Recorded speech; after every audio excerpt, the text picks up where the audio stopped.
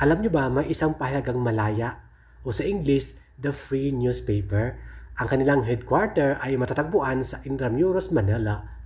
Ito pala ang publications na against kay Ferdinand Marcos noon. At ito nga, may pa-award sila na tinatawag na SODI, kung saan si Gary Valenciano, Regine Velasquez, SB19 ang kanilang awardees. Nagsimula ito sa taong 2021 to 2023 ang My Contribution sa Filipino Music. Ang salitang SODI ay isang Ilocano words, adjective words, is the National Music Award that aims to recognize the outstanding contribution of Filipino music arts and works like Regine Velasquez, Gary Valenciano, Ben and Ben at marami pang iba.